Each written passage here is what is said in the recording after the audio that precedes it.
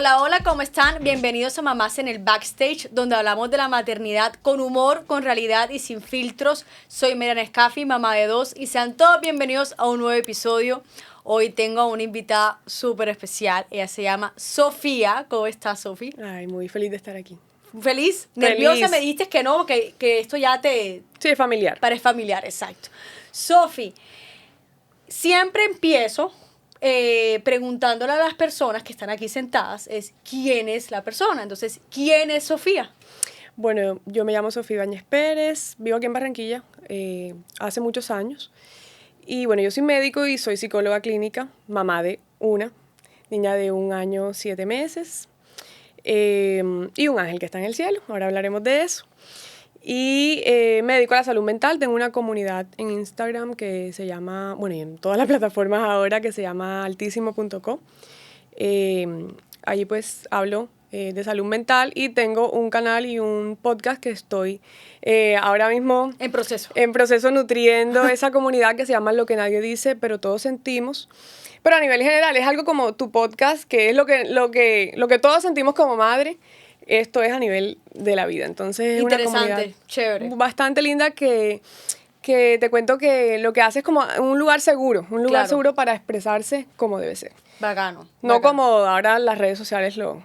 No, sí, hay muchas cosas que uno se guarda por pena o por miedo o porque, sí, como que le da pena decirlo porque sienten que se van a sentir juzgadas. Sí, es que además hay mucho estigma. Demasiados, muchos tabús, muchos estigmas. Entonces, bueno, Sofi, ahora sí vamos a empezar tu historia, que me parece que tiene muchas cosas que contar y muchas cosas que yo sé que muchas mamás se van a sentir identificadas y también apoyadas por ese proceso. Vamos a empezar en el momento donde tú me cuentas en el formulario que buscaste un bebé, estabas en la búsqueda de un bebé y que tienes un bebecito que está en el cielo. Entonces cuéntanos un poquito. Bueno, esta historia realmente es bastante bonita porque nace de un deseo muy joven de ser mamá. Yo siempre digo que yo nací para esto. O sea, yo ahora que estoy en el ejercicio digo, yo nací para ser mamá, yo soy feliz y creo que también soy una madre como que da frutos. Lo veo. Entonces, nace en esta búsqueda, empiezo la búsqueda y no sé qué pasó. Empiezo a preparar mi cuerpo, el cuerpo de mi esposo, todo. Como también a cambiar el estilo de vida, los hábitos. Pero no sé qué pasó que no podíamos quedar. Pasa 1 año y medio en esta búsqueda que cada mes es un duelo de este mes no fue, claro. este mes no fue. Y tuve un sueño y yo en ese sueño dije, yo estoy embarazada. Yo me levanto, tengo el sueño, estoy embarazada, me hago una prueba y estoy embarazada, pero te digo, yo creo que yo tenía como 2 semanas de embarazo, punto, una cosa así. ¿Y qué sueño fue? Yo soñé con que a mí me entregaban un bebé. En ese momento yo decía, no, esto tiene que ser, yo tengo que tener como 2 semanas, decía yo, porque fue como muy pronto. Claro. Pensaba yo. Y entonces, bueno, me voy enseguida al laboratorio, me hago las pruebas y resulta que tenía ya casi las 7 semanas. Ah, bastante. Sí, tenía casi, era como 6 y medio.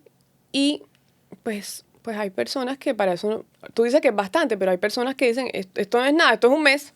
La gente piensa eso. Claro. Y resulta que, se lo digo a todo el mundo, claramente todo el mundo estaba a la espera. Mi esposo, por ejemplo, su familia, todos son hombres, entonces como que mi suegra también tenía como esa emoción, va a ver la niña en la familia, se lo digo a mi mamá, todos mis hermanos, bueno. Por fin Sofía lo logró, bueno, en fin.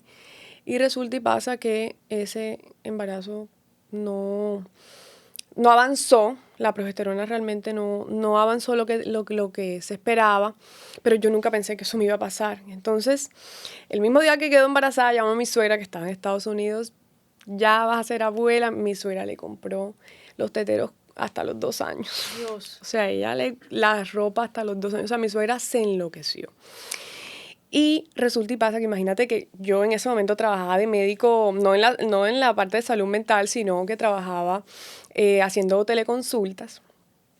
Y extrañamente, eso nunca lo he dicho, nadie lo sabe, extrañamente yo empecé a atender a una paciente, la llamé a hacerle un seguimiento por embarazo.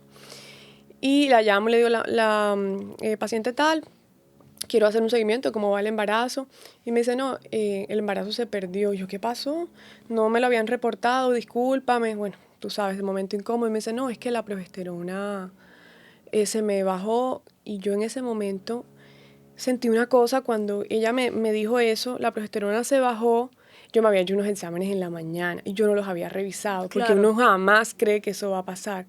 Y entonces me dijeron que el embarazo se perdió. Yo me acuerdo que yo esa historia clínica la hice rápido, sentí una cosa y me metí a ver y mi progesterona había bajado.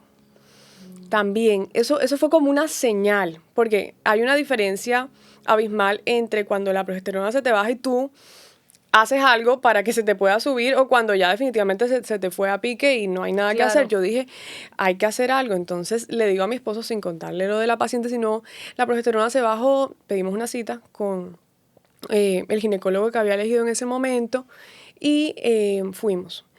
Esa experiencia fue bastante compleja porque ahí como que uno empieza a abrir los ojos sobre que realmente el dolor es de uno. Claro. Yo en ese momento, yo nunca había pasado con algo en mi vida que yo dijera, qué fuerte, este dolor es mío únicamente. Y este profesional no abordó de la mejor manera esa situación. Fue como cruel en la manera en que nos dijo que el embarazo se había perdido. Fue cruel también con mi esposo. O sea, fue como algo muy... inhumano. Sí. Además, uno como médico, o sea... Fue feo y fue algo como que invalidaron, no, se perdió el embarazo y bueno, ya sabemos que pueden, sí, que ustedes preñan. Entonces, yo me acuerdo que yo me tiré en el piso, daba gritos, no, mi bebé, ¿cómo así? Tenía poquito tiempo, pero para mí, nadie sabe cuánto lleva uno con ese deseo luchando y luchando, porque eso es algo muy íntimo de la pareja y como éramos pareja joven, pues nosotros, nadie sabe qué hacía uno para que eso se lograra. Claro. Sí, y llega esos médicos o esas personas que dicen, pero pueden intentar otra vez, pero ¿cuál es lo que pasa? Están jóvenes o no tenían muchas semanas, pueden volver a intentar. Para la mamá, bebé de 2 semanas, 1 semana, 6 semanas o 7 meses es lo mismo. Porque es que el dolor, el peor duelo es el de uno. Claro, y el vacío que uno siente y que te destrozan el corazón. Exacto, y como te digo, es que de pronto hay pérdidas, hay niños que nacen o hay pérdidas que a los 9 meses suceden, pero es que el peor dolor es el de uno. O sea, eso para mí fue, yo no te puedo explicar. Ahí empecé a conocer, a transitar y a conocer lo que es un duelo gestacional. Uh-huh. Sobre todo un duelo gestacional, te digo, muy, muy silente, muy solo, porque todo el mundo lo invalidaba. Relájate después, todo, al que yo hablara con eso. Con el que yo hablara eso iba a ser así. Entonces mi esposo y yo, pues empezamos a hacer un duelo solos. Yo me sentía como que la gente... Abandonada. Sí, abandonada. Como que la gente como que, ay, pero ya, que no es para tanto. Yo en ese momento, mi sobrinita estaba muy pequeña y tú sabes que cuando nace hay un sobrinito, todo gira en torno a ese chiquito. Entonces, para mí era muy difícil verla. Y yo tenía que pues seguir alimentando como ese vínculo con mi sobrina. Para mí era muy difícil. Seguimos intentándolo, pero yo no te puedo explicar. Cada mes era peor porque además yo me hacía exámenes y todo estaba muy bien. Y mi mamá tenía muchos deseos también de que yo fuera madre y yo me sentía ya preparada. Y mi esposo también. Entonces eso que tú quieres, pero no. Y no, esa frustración, como le estaba hablando también en un episodio, la frustración y de pensar que tú no eres suficiente o que tu cuerpo está fallando o porque no estaba fluyendo como debería fluir. Exacto. No, y que tú dices, pero ¿qué puedo hacer mejor? Claro, ¿qué más puedo hacer? ¿Qué más puedo hacer? ¿Pero qué pasa? ¿Pensabas mucho en ese bebé? Sí, claro. Eso para mí fue... No, es que yo no te puedo explicar. Es que era un dolor profundo que yo creo que nadie sabe qué tanto sufrí yo por eso. Porque también yo empecé a ocultarlo. Claro. Porque como nadie lo validaba, yo empecé a vivir mi dolor y a transitarlo. Con mi esposo, solos, llorábamos, cada mes era peor. El día que ya uno sabía que no hubo embarazo ese día, eso era una tragedia para mí. Seguí intentando. Además, ¿dónde me dejas la presión de la gente? Oye, ¿y el bebé va cuándo? Claro. ¿Sabes qué respondía mi esposo? Acabamos de perder uno. Respondía, o sea, de una, sí, crudamente. Ya llegó un punto en que ya respondía eso porque es que nadie sabe, y eso es como, hablando de salud mental, otra cosa que quiero mencionar, nadie sabe la lucha del otro. Yo creo que en este mundo que está tan, como todos están luchando por algo, hay que ser empáticos, delicados. Tú no puedes llegar donde una persona a abordarla de esa manera porque tú no sabes lo que está pasando. Entonces nosotros optamos por responder eso y la gente quedaba como... Claro, pero es que es mejor. Pero es que también hay que enseñar a las personas. Y eso en parte, yo te digo, suena feo, pero eso es psicoeducar de una manera como... No, a las patadas, sí. Pero es que tocaba, sí. Es que, y es verdad, o sea, cuando te encuentras a una persona, solamente te pregunta cómo estás, no tienes que hacerle más preguntas. Sí, ya, o cómo va la vida de pareja. Ya. Si tú te encuentras ni siquiera me parece a mí, porque es que uno también sabe está difícil. Tampoco uno sabe de pronto los retos que tiene la pareja. ¿Cómo están? Bien. Ya. Pero como empiezan el matrimonio y no sé, bueno, ¿qué tal? Están disfrutando, lo que sea, preguntaron otras cosas, pero entonces empiezan, y el hijo, y entonces uno queda. Entonces, bueno, respondíamos eso, pero yo sigo intentando. Entonces yo me estaba volviendo loca. Me medía la hormona en orina, la temperatura, el aparatico, o sea, ya llegaba un punto en que ya, se tienen que ir de viaje, entonces nos íbamos de viaje, como para estar despejados, ya estábamos, era en función de eso a toda costa, pero resulta que las cosas de Dios no funcionan así. Definitivamente Dios hace las cosas es cuando... En el momento que él lo dice, y eso pues uno no lo entiende cuando uno está luchando. Pero te conté lo de mi suegra, que compró las cosas del bebé porque mi suegra llega de ese viaje con las cosas compradas, ya el bebé se había perdido, ella se entera cuando está allá y me lo entrega. Me entrega la maleta, ella me trae una maleta, me dice, yo sé que no es el momento, pero mamita, esto te va a servir. Eso en un momento no lo entiende porque es que ya tú no quieres otro hijo, tú quieres el que se te perdió.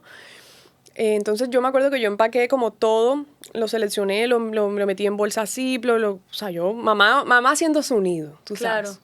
Y organicé en unas cajas, me acuerdo, plásticas, y las puse arriba del closet. Y yo me acuerdo que yo todos los días me levantaba y si el closet estaba medio abierto, veía las cajas. Si iba a entrar, o sea, esas cajas estaban ahí viéndome, los chupos, los teteros.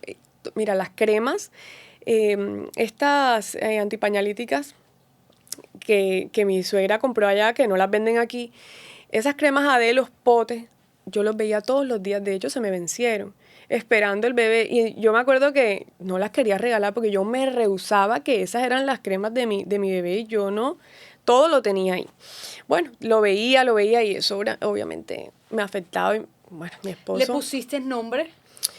No le puse nombre. Sabía que quería que se llamara con P.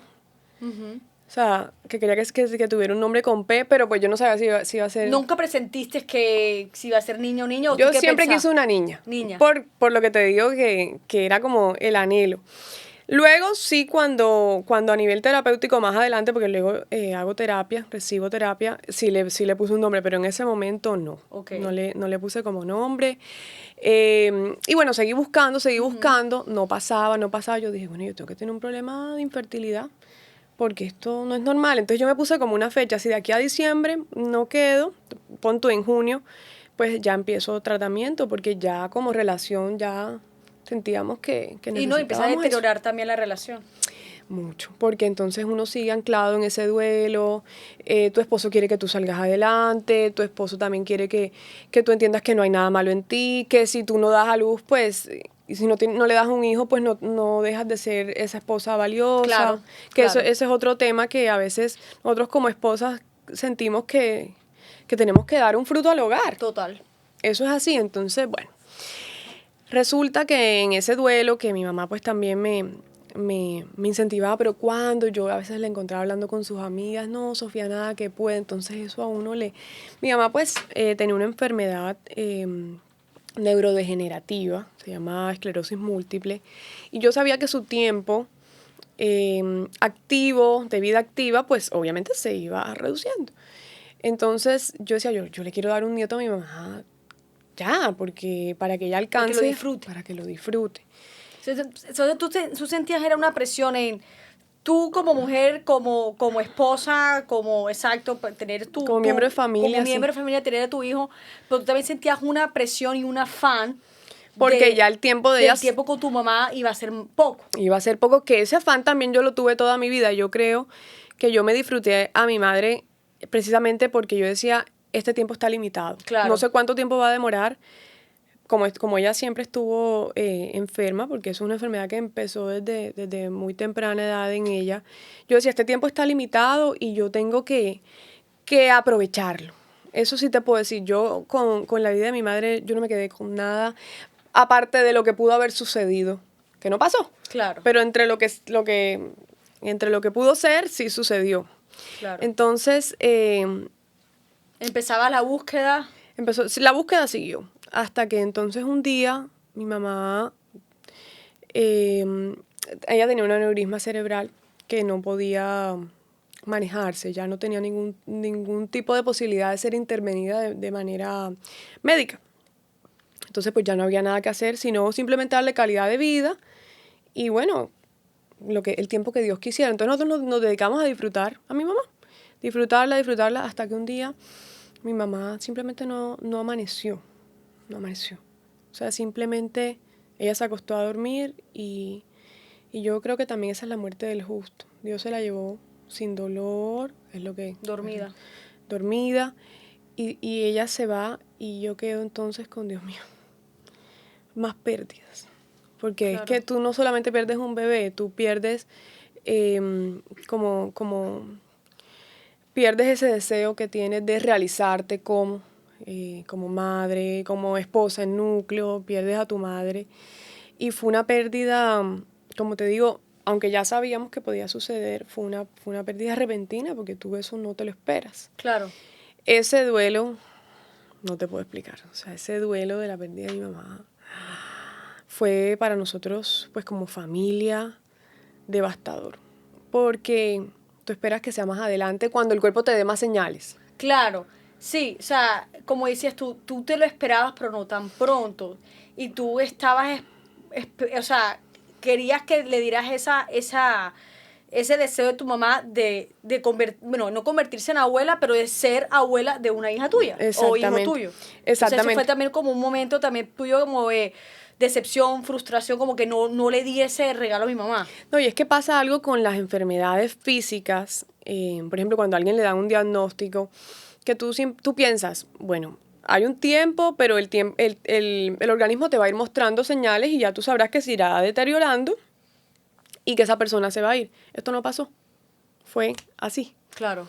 Yo la verdad pensé que ella iba a demorar como más tiempo, como te hablé de que es una enfermedad neurodegenerativa, tú vas viendo, y yo como médico, pues, yo podía inferir, pero yo decía, no, a mi mamá le queda tiempo por lo menos para que yo me embarace y nazca, y pensaba yo. Claro.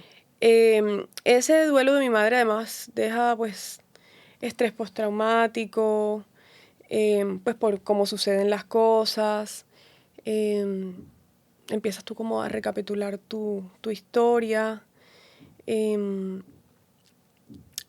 ¿cómo te explico? No es que cuando uno se le muere la mamá. Claro. Es que ni como se le muera a uno. Eso es...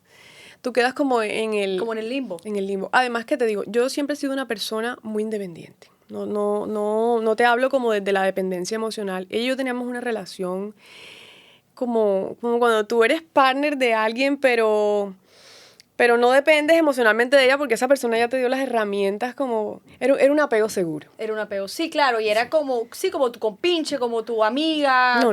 Era una compañera. No, es que mi mamá era... Es como cuando dicen, por ejemplo, cuando las mamás dicen, ay, yo quiero tener una hija porque va a ser mi compañerita. Eso es como un dicho que dicen mucho, como que quiero tener una hija porque quiero que sea mi compañerita cuando estemos grandes. Y que pierdas a tu mamá de una manera repentina, porque como decías tú, faltaba tiempo en la parte médica o en la parte de la evolución de la enfermedad. Para ti fue un corte a todos los planes que tenías, tanto tú con ella como también como un núcleo familiar, como le dices todos, tú. Nosotros como hermanos, claro, teníamos planes para ella, que ella disfrutara, por ejemplo, ya hacía un añito ya le habíamos sacado el país, a que viera otras cosas, Claro. que sí, ella ya estaba como disfrutando los frutos de sus hijos. Claro. Y se hace muy injusto como, pero mi mamá tenía 60 años. Joven. Muy joven. Además que era hermosa, mi mamá era. Y tú la veías perfecta. Entonces tú dices, ¿esa persona dónde se fue? Claro. Y fue una gran pérdida, tanto como miembro de familia, como amigo. O sea, yo te digo, mi mamá esparció muchas semillas que aún las estamos recogiendo. Claro. Las flores, los frutos que ella dejó. Esa persona que tú dices, esa persona no se tenía por qué morir. Ya tenías 2 huecos en tu corazón. Un hueco de una pérdida de un hijo y ahora de la pérdida de tu mamá. ¿Cómo fue transcurriendo ese duelo y cómo fue evolucionando? Lo que pasa es que la pérdida de mi madre, además de morir, el momento de pronto como médico, además, el momento de asistirla en ese, porque claro, ella muere dormida, no muere en una clínica. Más complejo. Yo, por ejemplo, como médico quise saber si ella realmente estaba viva o no. Tú como hijo, tú te desprendes de tu profesión. Tú como hijo intentas ver si puedes hacer algo por ella. Es una angustia, una agonía, eso te genera un estrés postraumático que ni te cuento.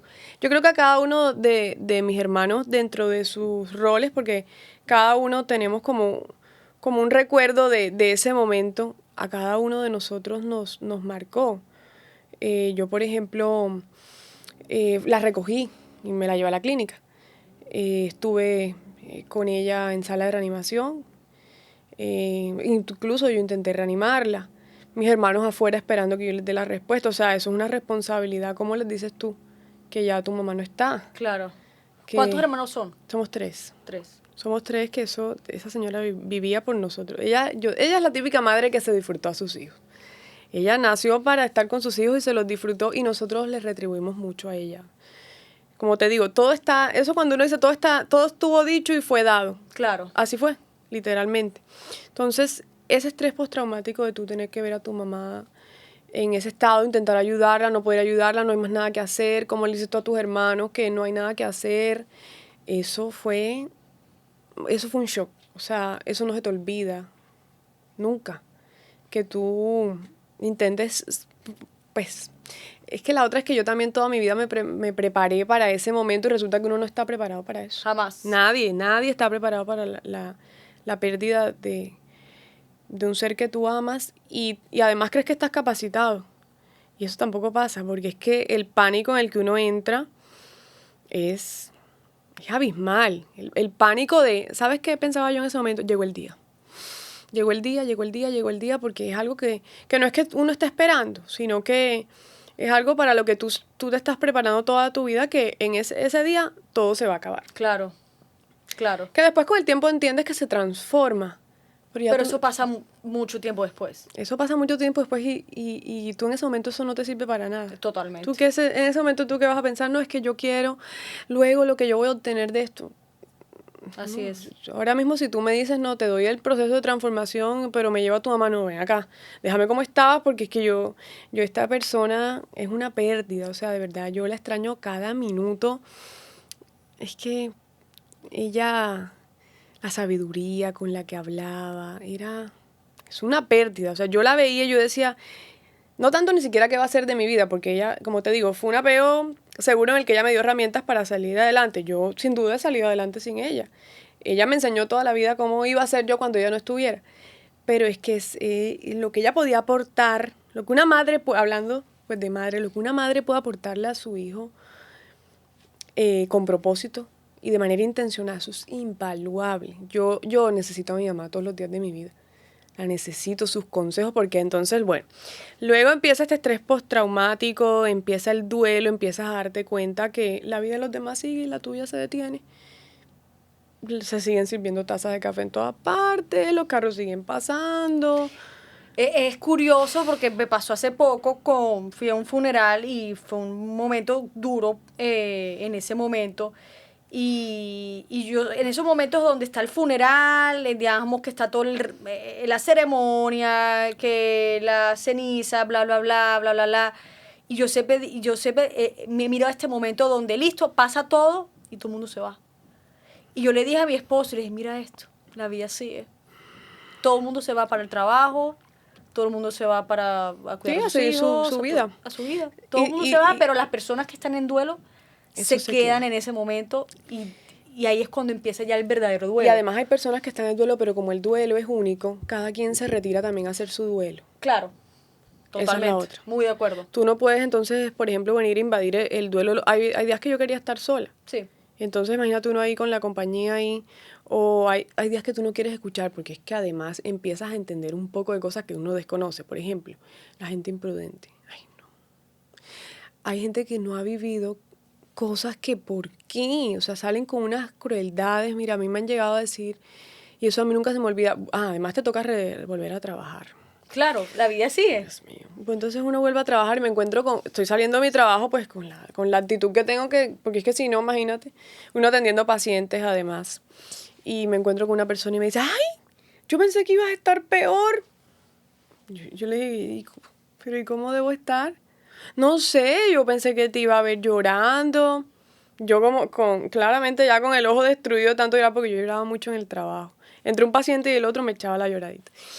Y yo me quedé pensando, no, es que definitivamente hay gente que además tiene un concepto errado del dolor y del duelo. Sí. Es que la persona que está haciendo un duelo no necesariamente tiene que estar dando gritos y llorando. Hay gente que no se quiere levantar, que no quiere comer, que no quiere socializar, no quiere ver la luz del sol. Es que yo siento que hay personas que quieren ver a la persona así. Y esa es otra. O sea, yo siento que las personas quieren ver a la persona como no sufrir, o sea, sí sufrir, como que, ay, yo quiero ver a esa persona no comiendo, no durmiendo, sí. No saliendo. Pero cuando ves a esa persona que está tratando de avanzar, ¿tú por qué estás avanzando? O sea, tú deberías estar sufriendo. Sí, sumida. O, ve, ella es feliz. ¿Cómo así? Sí, totalmente. Yo lo aprendí lo del duelo con una gran psicóloga que también vino acá en el podcast, que se llama Francesca Mancini. Uh-huh. Ella habla de eso. El duelo es una montaña rusa. Hoy vas a estar bien, entre comillas. Hay momentos que vas a estar mal. O sea, y eso va a ser así. El duelo es como las olas del mar. Claro, unas vienen grandes, otras te arrasan y te catapultan por allá por las piedras, te golpeas, te haces nada, otras, las bailas de espalda, sí. Otras estás flotando, así funciona el duelo. Y hay personas que cuando están en el duelo también piensan, también se tratan mal ellos mismos diciendo yo no debería estar feliz, yo porque estoy feliz en este momento, o yo porque estoy tranquila, o yo porque estoy comiendo, yo porque estoy durmiendo. Es todo es un proceso. Eso te iba a contar. Entonces, ¿qué pasa? Que como esto es algo nuevo, para mí, en mi caso, claro, era algo tan nuevo, yo empiezo a darme cuenta que uno en el duelo empieza como a perder la memoria. Como cuando uno está en lactancia, que uno no, o en embarazo. Claro, hay una conmoción a nivel cerebral que tú ya no, por ejemplo, yo me acuerdo que yo metía el celular en la nevera, yo hacía unas locuras que yo no te puedo explicar. Nunca se me va a olvidar que yo iba manejando en la carretera Cartagena-Barranquilla, me acuerdo, y me pasé para el carril izquierdo por lo menos unos 2 minutos. Iba manejando, iba mi esposo al lado, iba yo, porque yo además yo quería como hacer algo para distraerme, yo le dije, yo manejo.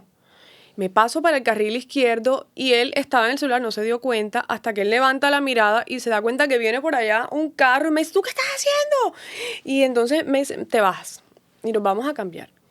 Yo ni me había dado cuenta. Claro, te fuiste. No, sí, uno se va. Yo hacía unas cosas, me acuerdo que una vez puse a imprimir unos papeles, supuestamente, y yo duré como 1 hora esperando que se imprimieran los papeles y después dije, ¿yo qué hago aquí si ni siquiera he conectado la impresora? O sea, locuras. Tú empiezas y entonces, claro, tú dices, yo me estoy volviendo loca. Entonces, o empiezas a tener otras cosas, como por ejemplo, eso, te dicen, no, te voy a visitar, entonces tú empiezas a entrar como en pánico, no, es que yo no quiero ver a nadie, yo no quiero hablar con nadie, o el insomnio que se genera, esos flashbacks que te digo de estrés postraumático que empiezan a pasar una y otra vez, son complejas. Entonces yo dije, no, yo me estoy sintiendo muy mal y yo necesito como médico me estoy dando cuenta que entiendo qué sucede a nivel de mi sistema nervioso, pero yo esta parte yo en ese momento todavía no me dedicaba a la salud mental. Y entonces eso también es un testimonio bonito en torno a la maternidad, y era que mi mamá siempre quiso que yo me dedicara a la salud mental. Ella decía que yo era buena para eso, pero no, uno elige la medicina. Claro. El camino más complejo. Yo decía, esa es mi vocación, y efectivamente con el tiempo me di cuenta que sí es mi vocación, amo mi carrera, yo no me equivoqué de carrera, sino que definitivamente para yo poder entender qué sucede a nivel de los pensamientos, de las emociones, yo tenía que haber estudiado medicina, porque es que no existe otra forma en que, Totalmente. como esto está integrado, Sí. no existe otra manera en que yo dentro de mi ser, y también dentro de cada persona tiene una manera de ejercer su profesionalidad. Y yo necesitaba entender qué estaba pasando aquí para yo poder entender acá. Claro. Entonces, claro, yo decía, como médica, y ella no se alcanzó a enterar que yo me dediqué a esto, ella no lo supo. Y ahorita vamos a hablar algo que te digo que me impacta mucho. Ahorita te lo digo. Entonces, ella no se alcanzó a enterar, sabía que tenía la comunidad, pero no se alcanzó a enterar. Entonces, yo digo, no, yo como médico yo tengo que hacer algo. Voy a empezar a estudiar el duelo. Y entonces empecé a hacer unos diplomados y empecé a estudiar. Primero hice uno de psicología perinatal, cómo era el duelo de una pérdida gestacional. Primero para entenderme, porque ya yo estaba con los dos. Claro, estás con los dos, que no se nos olvide eso, que estábamos en dos duelos en los dos duelos, y que además empiezas a hacer un duelo porque como no hubo este bebé, esta persona no se cruzó con este bebé. Y resulta que eso no pasa. Mi mamá, mis dos bebés y yo estuvimos juntos en algún momento porque cuando yo estuve en la barriga de mi mamá, pues ya yo tenía contados todos mis óvulos. Sí. Entonces, bueno, eso es algo muy bonito. Eso también me pareció súper interesante. Eso es hermoso, eso es hermoso. Bueno, ya estuvimos en ese lugar todos juntos, pero eso a uno no le sirve de nada. Uno quiere a su mamá con su bebé. Claro, eso es totalmente. Así. Bueno, y entonces lo que te estaba diciendo es que empiezo a estudiar primero ese duelo gestacional, luego otros duelos, empiezo a estudiar también primeros auxilios psicológicos, que por ahí supe que estás en esa. Sí, empiezo a hacer humanización de los servicios en salud, todo en torno a yo primero entenderme, sentirme mejor. No estaba pensando en los demás en ese momento, pero también como a yo misma como hacerme esa terapia, porque yo sentía que nadie me entendía. Claro. Pero obviamente ya después empecé a hacer terapia con otra persona maravillosa, que ella me ayudó mucho, y creo que ese también fue un impulso en mi carrera. Ella me ayudó mucho a entender que uno a los pacientes primero tiene que acogerlos con amor, y enseñarles desde el inicio, como cuando uno toma un niño pequeño y le dice, mira, este es el color tal, esta es la figura. Ella me enseñó a ponerle nombre a las cosas. Mira, tú te sientes así porque esto es así. Tú piensas esto porque esto es así. Es importantísimo. Sí, porque es que si no, uno no entiende. No entiende. Y estás perdido. Estás perdido. Tú tienes que conocerte a ti para tú ya luego tener una visión general. Entonces empecé a hacer eso y fue, wow, bueno, sí, estoy en el abismo, pero por lo menos estoy entendiendo qué pasa. Claro. Y ya uno cuando ya tiene el conocimiento, ya tienes por lo menos el fundamento de empezar a intentar tener control, porque yo decía, ¿yo a qué punto voy a llegar? O sea, y esa es otra cosa interesante, y es que tú ves un profesional de la salud mental y emocional hablándote de depresión, de ansiedad padecida, y hay gente que se escandaliza, pero es que somos humanos. O sea, el discurso que yo sostengo es que conmigo en terapia te vas a sentir cómodo, pues que ya yo también pasé por eso. Y si yo no he pasado por eso, conozco gente que lo ha pasado. ¿Sí me explico? Así es. Entonces, yo no te puedo venir a ti a hablar sobre qué será. Sí, sobre cosas que yo no tengo ni idea cómo te podrías estar sintiendo tú. Entonces yo empiezo a estudiar y a estudiar y a estudiar, también como para despejar. Por ejemplo, hay gente que me decía, no, pero entonces mírate una serie para que te distraiga. Yo no distraje mi duelo. Yo mi duelo me lo estudié, hice las paces con él. Ok, duelo, estás aquí. Ponte cómodo porque, espérate, estamos aquí en la nada, vamos a ver qué hacemos. Total. Vamos a conocernos, mucho gusto, esto es lo que yo soy. Dame herramientas, vamos a buscarlas, porque también empiezan a pasar otras cosas, como por ejemplo, se te muere la mamá tuya, no la de tu esposo, ni la de tu amiga.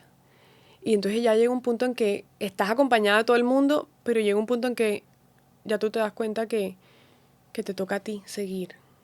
Porque es que el dolor de tu madre va a seguir toda la vida. No es que a la gente no le duela lo tuyo, porque sin duda hay gente que te ama y te adora, que está ahí contigo, sí. No te puedo negar. Hubo personas que todavía están ahí. Sí, lo que es distinto. Sí, es distinto. Entonces empiezan a pasar cosas. Por ejemplo, empiezo a perder amigas. Amigas que no tienen ni idea cómo abordar la situación y me dicen, ¿sabes qué? Cuando estés mejor hablamos. No la juzgo. ¿Qué le dice uno a una persona en ese momento? No, si me gustó, en parte les agradezco que como no tuvieron nada que decir, mejor no lo dijeron. Claro. Y no me hirieron. Prefiero saber que hubo una distancia respetuosa. Irónicamente es mejor. Es mejor. Claro. Que no debería ser, porque está contigo hasta les mierde. Pero qué bonito que esa persona haya dicho, sabes que no voy a herir más de lo que ya esta persona está. No, total, pero tú no tenías las herramientas, no sabes, como te decía, no tienes las herramientas o incluso hasta la inteligencia emocional de abordar un duelo o entender el por qué tú estás así de triste. Por eso, para una persona puede ser normal. Sí, sí. O sea, hubo gente fría, claro. Como hubo gente que me dijo, ¿sabes qué? No sé qué decirte. Sé cuáles fueron, no sé qué decirte y yo prefiero que hagas tu proceso. Yo estoy seguro, yo voy a orar por ti. Eso me decían, voy a orar por ti, pero yo no sé cómo abordar esta situación y prefiero no herirte y bueno, ok. Entonces uno se queda con su esposo, sus hermanos, tíos, personas allegadas, amigos que sí decidieron quedarse. Tengo amigos que también dijeron, ¿cómo te ayudo? No tengo ni idea, pero dime cómo te ayudo. Ok, ¿de qué manera me ayudas? Escúchame. Tengo una amiga que, siéntate ahí que voy a hablar. Y ella preparaba el café y a oírme. Yo digo que esa amiga mía diría, porque claro, uno empieza a hablar también unas cosas porque uno está conmocionado. Claro. Esa amiga diría, no, esta mujer se va a volver loca. Pero a mí no se me olvida, esa mujer se sentó todas las tardes, además como no tenía hijos, tenía tiempo. Se sentó todas las tardes conmigo a escucharme y yo drené. En la terapia hice también un proceso muy bonito para dejar ir al bebé. Eso fue maravilloso porque ya yo me saqué un peso encima. Lo despedí. Esa despedida fue hermosa y en ningún momento jamás me preparé para tener otro. Yo decía, estoy aquí con mi pérdida, aquí me quedo, porque eso que dijiste ahorita es muy importante y es que las personas que estamos en duelo creemos que si estamos un poco más alegres, estamos olvidando a nuestra persona. Así es. Que si yo me río aquí contigo, entonces yo le estoy siendo infiel a el dolor de esa persona. Claro. O a las personas que también le duelen. Claro. Por ejemplo, yo a veces que me invitaban a ver un atardecer y tomarme un café, entonces yo decía, mis hermanos están allá llorando y yo aquí viéndome la tarde, entonces tú te sientes mal, entonces empiezas a asumirte en el dolor. ¿Por qué vas a estar ahí? Y sobre todo también cuando se acaba el año, tú no quieres que se acabe el año en que perdiste a esa persona porque el tiempo entonces te aleja de esa persona. Empiezan a pasar un poco de situaciones que tú desconoces, obviamente tú te anclas al dolor, pero al estar estudiando empecé a despejar esas X, eso no va, además que mi mamá era una persona muy alegre y como te dije, ella era tan abnegada con sus hijos y su propósito siempre fue que nosotros estuviéramos felices. Claro. Entonces sabes que en tu honor hoy sigo, y sigo, no te voy a decir que ahora mismo con la alegría más grande del mundo porque no la tengo, pero sigo con la disposición de buscar mi felicidad. Eso obviamente no pasa enseguida. Claro, eso es un proceso. Pero pasa en el tiempo. Uh-huh. Entonces, bueno, en ningún jamás momento yo pensé en un bebé. Es que ¿cómo lo sostengo? Además que como todo estaba nublado, yo decía, ahora menos que voy a tener un hijo. Claro. Yo bajé mucho de peso. Ya yo estaba en 50 kilos, ya llegando a 49. No quería comer. En ese momento, mira tú, tanto que cuidé mi organismo. Y entonces, en ese momento ya no quería comer, no dormía. Obviamente, por ejemplo, yo no podía dormir con la luz apagada. Yo tenía que dormir así, luz de estudio, prendido así, porque yo cerraba los ojos y la veía. O sea, repetía la historia, esa que te digo de la reanimación, la historia también de la despedida, porque cuando tú pierdes a tu persona, tú te quieres quedar con... Yo, por ejemplo, tuve la oportunidad de verla por última vez toda. Yo a mi mamá, físicamente, como éramos tan juntas físicamente, yo admiraba mucho como todo. Por ejemplo, mi mamá tenía los ojos verdes, entonces yo los ojos de mi mamá, hay personas que veo sus ojos y yo digo, esos son los ojos de mi mamá. Yo los ojos de mi mamá los conozco perfectamente, su pelo, las ondas como era. Entonces yo me acuerdo que tuve un espacio para verla Y yo la miré todita. Su espalda, el calor de su cuerpo, su piel, todo. Eso también es bonito. Entonces tuve ese momento, pero cuando estaba sola lo recordaba. Y tú quieres a esa persona. Claro. Eso es algo que también... Es difícil. Es difícil porque entonces, ¿qué pasa cuando una persona se muere? Que no la vuelves a ver nunca más. No vuelves a escuchar su risa. Esa energía con la que, por ejemplo, mi mamá se reía, que mi mamá hacía muchos gestos, que incluso los tengo yo. Yo digo, ¿para dónde se fue esa energía? ¿Dónde está eso? Yo me acuerdo que miraba el cielo y decía, ¿dónde está? ¿Será que estás ahora en un pájaro, en una mariposa? Porque esa es la otra. Yo me aferré de las mariposas. Yo decía, cada vez que se aparece una mariposa y me baila, esa es mi mamá. Yo me aferré a eso porque uno tiene que anclarse a algo. Y empecé a integrar el duelo a mi vida. El duelo no se supera, se integra a la vida. Y entonces imagínate que un día, uno empieza a hacer todo lo que a esa persona le gusta. Mi mamá y yo nos íbamos a comer helado, nos encantaba el dulce.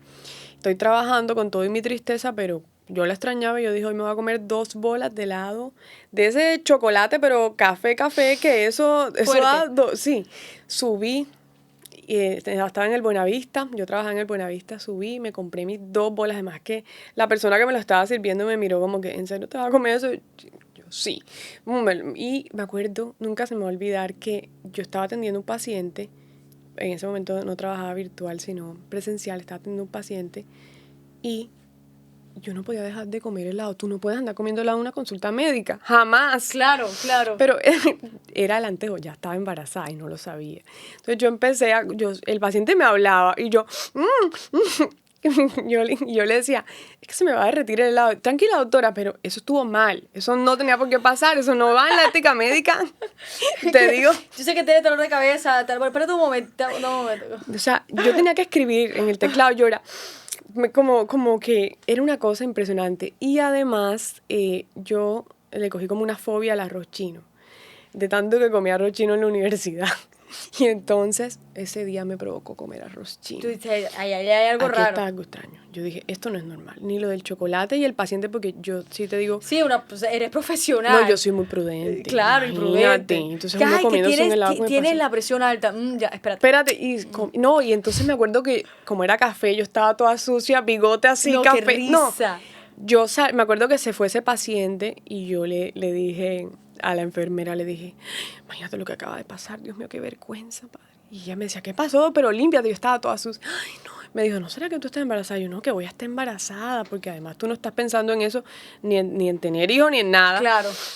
Y pasó lo del arroz chino y yo dije, yo estoy embarazada. Resulta y pasa que yo sabía que yo tenía que hacerme la prueba. Porque como ya yo era experta en pruebas de embarazo, siempre me hacía pruebas de embarazo para saber si estaba o no estaba. Yo dije, yo me la tengo que hacer es en la madrugada cuando estén los títulos altos, no de día porque me llega a decir un falso positivo o negativo, no.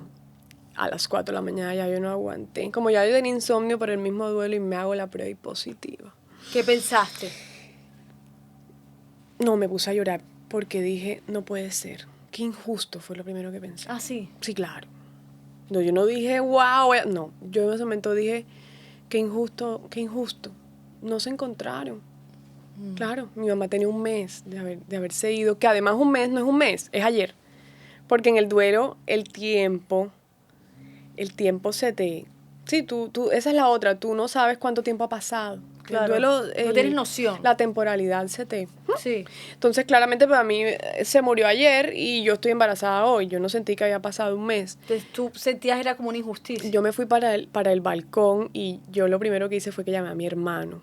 Yo no llamé a mi hermana porque era muy temprano. Mi hermana le iba a dar un infarto si yo la llamaba. Entonces, mi hermano se levanta a hacer ejercicio temprano y yo lo llamé. Le mandé una foto del cielo y atravesé la prueba. Y mi hermano, no puede ser, qué bendición. Lo llamo y estoy atacada llorando y me dice, pero hermana, ¿pero por qué lloras? Y yo, qué injusto, no, ¿por qué? Porque es que de verdad, qué injusto. Porque Dios no se puede esperar un mes para que por lo menos yo le pudiera dar la noticia. Obviamente tú empiezas a cuestionarte todo eso, la fe empieza a flaquear porque claro. Tú dices, Dios mío, pero ¿qué tanto te costaba un mes? Para que ella por lo menos se muriera pensando, ay, mi hija está embarazada. Pero después tú empiezas a darte cuenta que yo, por ejemplo, empecé a entender que eso es algo que ella me mandó. Yo lo tomé como un regalo. Porque, por ejemplo, mi hermana luego empieza, cuando uno se le va su persona, todo queda intacto. Quedan las pastillas que se iba a tomar cuando se levantara, las gafas que se quitó antes de dormir, la ropa que se puso ayer quedó en la ropa. Todo queda intacto porque la vida sigue. Y ella pues no lo esperaba. Entonces ella, mi hermana, en el proceso cuando ya está viendo todas sus cosas, se encuentra que ella tenía una Virgen de la Dulce Espera guardada en una caja que era para mí. Entonces mi hermana me la entrega en ese tiempo y yo digo, no, mi mamá estaba orando en función de que esto pasara y yo lo tomé como un regalo. Entonces, bueno, llega el momento de darle la noticia a todos. Yo esperé un tiempo. Yo esperé un tiempo prudente, no se lo dije. Claro, por lo del primer embarazo. Me lleno de pánico porque además inmediatamente voy para el laboratorio, me mido las hormonas y me doy cuenta que la progesterona no está tan alta otra vez. Entonces, empieza otra vez el amenaza aborto. Y yo, Dios mío, ¿pero qué más voy a perder? O sea, tú no me vas a darme un bebé para luego quitármelo. Eso, no, yo ya no pruebas, ya yo no quiero más. No, que es que para que no quiero pruebas. Ya yo no quiero pruebas, Dios mío. Entonces empiezo pues un tratamiento como para subir la progesterona y tal, pero ya a nivel emocional, ya entonces yo no podía estar llorando, tenía que comer, que como te dije, ya yo no dormía, no hacía ejercicio. O sea, en ese momento mi cuerpo no estaba apto para dar vida. Claro. Y dio vida. Entonces eso hizo que yo pusiera mi duelo en pausa, porque llegó un punto en que mi esposo me sentó y me dijo de la mejor manera, mira, tu mamá se fue, ya no está, ya no nos acompaña, se fue el bebé anterior, pero es que ya no podemos perder una tercera. Entonces yo necesito que tú, por favor, te dispongas a sacar adelante esta vida. Te digo honestamente, tú en ese momento no quieres sacar adelante a nadie. Tú en ese momento estás... Tú no estabas pensando mucho en el bebé. No. En ese momento tú no quieres nada. Ya tu vida se te acabó, ¿ya qué? Además, te dicen, no, es que entonces ahora tu vida va a cambiar, felicidad. Tú en ese momento estás en bloqueada. El dolor. Sí. Tú estás en tu dolor y aquí nadie va a venir a reemplazar a nadie. Yo no quería que nadie viniera a reemplazar el dolor de mi mamá. A mí eso no me interesaba, yo ahora mismo mi mamá. Pero como médico también empiezo a tener noción de la vida. Esto es una vida que está creciendo dentro de mí. Yo no puedo, depende de mí. Yo no puedo tampoco cortar las alas de esta vida. Entonces asumo la responsabilidad de sacar el embarazo adelante. En ningún momento pensé no asumirla, no tenía de otra, además era mi sueño, pero lo asumo de manera intencionada, es lo que te quiero decir. Claro. Asumo y digo, ¿sabes qué digo? Hijo, hija, te voy a cumplir con unas cosas principales. 1, me voy a alimentar. 2, voy a tomar agua. 3, voy a dormir. 4, voy a intentar estar en una frecuencia emocional por lo menos estable, no tan fatalista, sino un poco más esperanzadora. Pero es fácil decirlo, pero la parte emocional es muy difícil cuando tú tienes un duelo andando. Pero realmente el entorno influye mucho. Entonces, por ejemplo, si tú estás todo el tiempo viendo tragedia, pensando en el dolor, yo, por ejemplo, ya entonces pausé un poco el tema de ver las fotos. Yo a mi mamá le tomaba fotos y videos todo el tiempo, porque lo que te dije al principio, yo sabía que el tiempo de mi mamá iba a ser no ni siquiera limitado, sino hay un principio y un fin. Entonces yo me dediqué a, tú no te imaginas, yo tengo fotos de mi mamá leyendo un periódico, tomándose un café, poniéndose la gafa, o sea, cotidianas pero específicas. Si tú me dices, muéstrame cómo pestañaba, yo tengo a mi mamá pestañando, o sea, literal. Entonces yo ya le bajé a eso.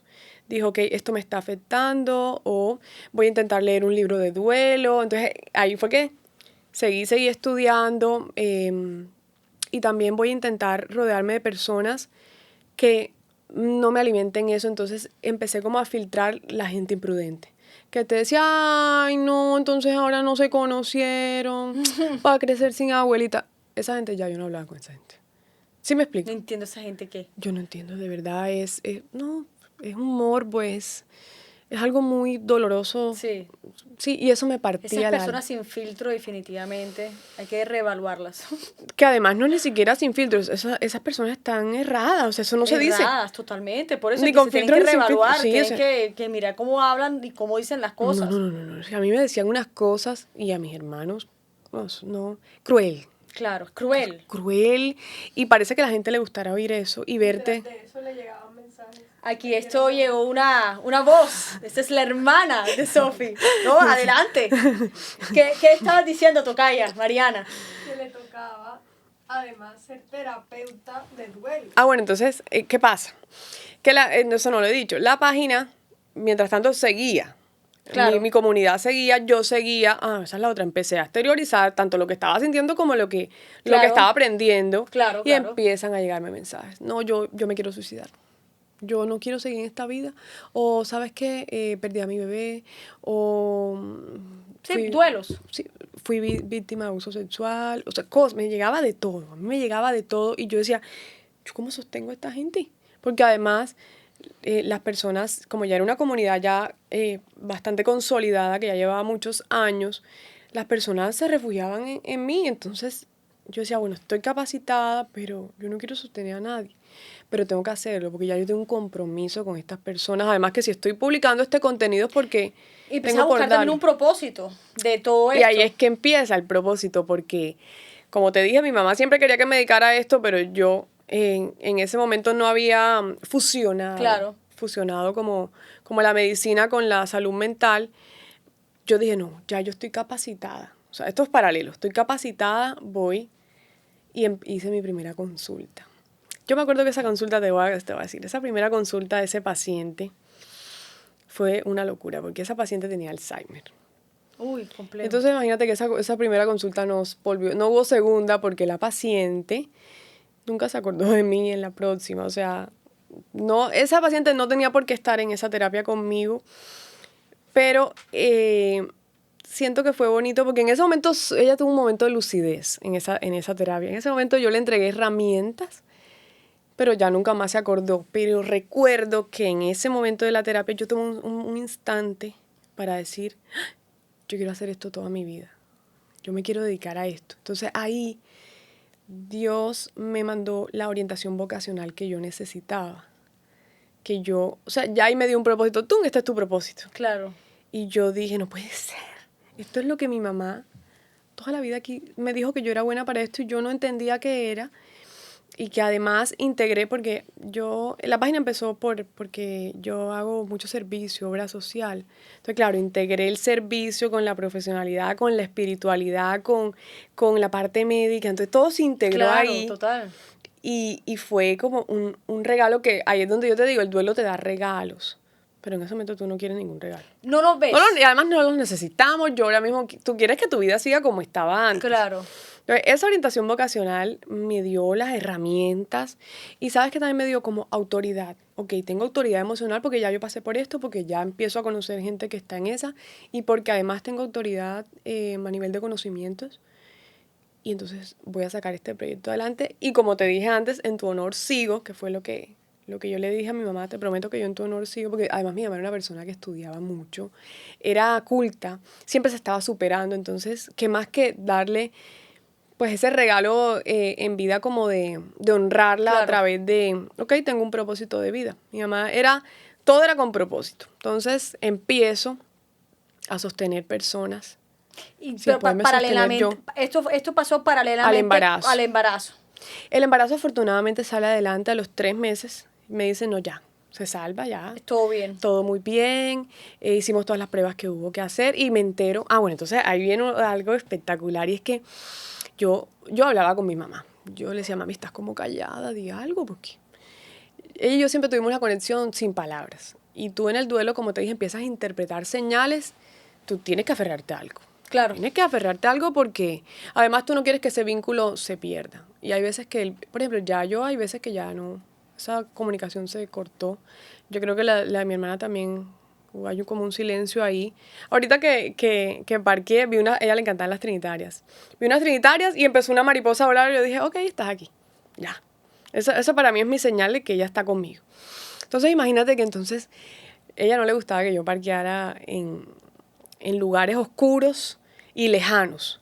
Entonces yo ese día parqué en un lugar oscuro y lejano. Ella le daba miedo porque decía que alguien lo puede coger uno a uno, tú sabes. Y, bueno, y yo iba en silencio, bueno, a mí.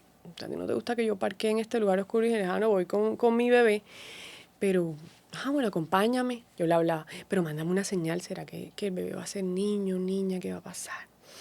Y entonces estás muy callada hace muchos días, no dices nada, porque además tú empiezas a reprocharle. No dices nada, ella no tiene, con el tiempo empiezas a darte cuenta que no tiene por qué como andarse comunicando contigo, ella está ya descansando y tú estás haciendo tu vida, y porque tu vida sí sigue, entonces... Imagínate que yo me monto en el carro. Definitivamente las mamás no descansan, ni en el cielo. Ni en el cielo. No, sí, déjame, hombre. No, y llegó un punto de la vida en que yo dije, no, o sea, ya, déjala. No, déjala en paz. Déjala en paz. No, de verdad, ya, déjala en paz. Yo creo que hay un chiste de eso hace poquito, y que definitivamente las mamás no descansan. No, y además yo en ese momento también pensé como, bueno, yo aquí pidiéndole que se manifieste y si ella está allá y uno aquí molestando. Y además, dime qué va a hacer. No tiempo que andarme revelando qué va a hacer. Total. Entonces, bueno, estabas en esa situación. Me monto en el carro y la barriga, tú sabes, incómoda, pongo todo aquí y voy a cerrar la puerta y se me da por mirar para abajo y encuentro una cosita que dice, It's Girl, rosada. Un palito, era un palito con un mensaje como esos que uno pone como en la torta. It's a girl, no te puedo creer. Imagínate tú. Y entonces yo veo eso y digo, ¡ah! No puede ser, porque además, como te dije, yo parqueé lejos, un parqueadero que ahí nadie tenía por qué estar, y como ya yo estaba parqueada, eso no tenía por qué estar ahí. ¿Sí me explico? No, porque ya yo estaba parqueada, no es lo mismo que yo haya llegado y haya parqueado el carro, ya yo había parqueado ahí durante horas. Y veo eso y yo digo, no puede ser. Le tomo una foto, yo tengo una foto de eso, pero como eso era una señal del cielo, yo no me lo llevé. Yo eso debí llevármelo. Sería bonito. Le tomé una foto y dije, Dios mío, no puede ser, esta es la respuesta, porque yo venía caminando diciéndole esto. O sea, no hay probabilidad. Dime tú, entonces, ¿esa persona para dónde iba? ¿Iba para un baby shower? Además, era niña. ¿Sí me explico? O sea, muchas coincidencias. Demasiado. Yo tomé eso como mi señal y me aferré que esa era mi señal, que era niña. No y entonces tu mamá en ese momento dijo, toma eso y no me jodas más, sí, y déjame ya, dormir. Es niña y chao. Sí, sabes. Entonces, yo no se lo dije a nadie, porque yo no quise... ¿Te lo guardaste? Sí, no quise como, no, y qué tal que fuera mentira. Entonces, como que, ay, sí, tú estás aferrada a tu mamá y te estás ahí comunicando. Como que estás, como tú sientes que también te estás volviendo loco por lo que te expliqué de la conmoción cerebral en la que uno entra en un duelo. No, y lo que pasa es que de pronto hay personas, como dices tú, no te van a entender. Y como la conexión de uno es tan mágica, que es algo tan propio, tú no tienes ya, como, y es tan silente tu duelo, ya tú no tienes que andarle explicando a nadie. Yo lo tomé como una señal para mí y así fue. Entonces, yo la revelación del sexo quise hacerla en solitario. Y creo que también mi maternidad ha sido muy sola, porque es que son tantos sentimientos que yo no te alcanzo, o sea, yo no sé cómo las personas pueden integrarlos y yo integrarme en lo que, porque la gente habla, opina, actúa. Entonces yo lo hice en solitario y en el lugar en donde iba a hacer la revelación, llego y lleno de mariposas el lugar. Lleno de mariposas, pero que llego y había hasta un cojín de mariposas y camino, pero era un lugar en el que no tenía por qué haber mariposas. Cero, para nada. O sea, era un lugar cero de mariposas y eso todo estaba lleno de mariposas. Yo dije, mi mamá está aquí. Wow. Ella está aquí conmigo en este momento. Estaba mi esposo y yo solos. Y hicimos un video y salió rosado, niña. Y ahí sí dije yo, me cumpliste. Sí era niña. Sí era niña. Pasan cosas. Yo empiezo a pensar que cuando mi hija me la entreguen en brazos, yo voy a ver a mi mamá. Imagínate. Tú empiezas, porque tú quieres volver a ver a esa persona. Lo que te dije, yo tomé en mi imagen, yo tomé un video ahí mental de cómo era ella antes de... Claro, y querías presentarla, o querías como, o ese encuentro que siempre anhelaste, más bien. No, y es que tú quieres volver a ver ese brillo de esos ojos. Claro. Tú quieres volver a ver la piel, el pelito. Es que mi mamá era muy hermosa, entonces tú quieres volver a ver eso. Es algo que... porque es que en el duelo tú empiezas a ver personas que se parecen. Tú empiezas a empezar, ¿cuál se parecerá a mi mamá? Porque tú necesitas ver a esa persona. Yo me iba para el Buenavista, me sentaba y empezaba. ¿Se parece a mi mamá? ¿Camina como mi mamá? Así. Ese es el duelo. Eso es una etapa. Y como el duelo es lineal, uno retrocede, yo pasé los 9 meses también en silencio, eso no se lo dije a nadie, queriendo verla. Claro. Que me la entregaran. Y no ni siquiera que tuviera los ojos de... Yo le decía, Dios mío, no me mandes los ojos verdes. No, si quieres no me los mandes. Mándame el brillo de sus ojos. Es que el brillo de los ojos de mi mamá era de estoy viva. Yo quería ver eso. Te cuento que nace mi hija. Me adelanto un poco. Nace mi hija y no se parece a mi mamá. En nada. Se parece a mi esposo. Eso para mí fue... Yo me acuerdo que una mañana llegó mi hermana a ayudar. Y porque además mi maternidad fue muy sola. Y ella no me dijo nada respecto a ese sentimiento, pero mi hermana y yo nos hablamos telepáticamente. Y entonces se sienta en la mecedora, yo estoy con la bebé y ella me dice, no sabía cómo decírmelo. Me dice, Se pone a llorar y me dice, ay, yo pensé que ella se iba a parecer a mi mamá, y empiezo a llorar y también. yo también. Y empieza ese momento, fue durísimo porque tú querías ver a tu mamá otra vez y no la viste. Y ahí no está. Entonces empiezas también a entender que, uno, los hijos, hablando ya del tema de la maternidad, Los hijos no vienen a nada. Exacto. Ellos no vienen a cumplir las expectativas de nadie. Mi hija vino a ser ella. Y eso también me costó entenderlo. Yo sentía que mi mamá iba a volver, olvídate. Claramente la genética es algo hermoso y, por ejemplo, mi hija hace unos gestos que yo a veces le digo, ¿eres tú, mami? A veces lo hago, porque es que hace unos gestos así de ella que yo digo, gracias porque estás en medio de ella, en sus genes. Pero ellos no vienen a cumplir las expectativas de nadie, ni es ella, ni viene a reemplazar a nadie. Y esa es otra cosa que en el duelo empiezas a dar de cuenta. Nace el bebé y el duelo sigue ahí. Porque es que tú perdiste fue a tu mamá, no a un hijo. Y además perdiste un hijo, pero es que ese hijo no reemplaza al otro. ¿Sí sabes? Claro, son 2 duelos. Exactamente, pero afortunadamente ya yo había avanzado y había despedido al bebé. Al bebé. Pero pues, ¿cómo despide uno a la madre? Es complejo. Por lo menos yo despedí al bebé para darle espacio en mi vientre a otro ser. A otro ser.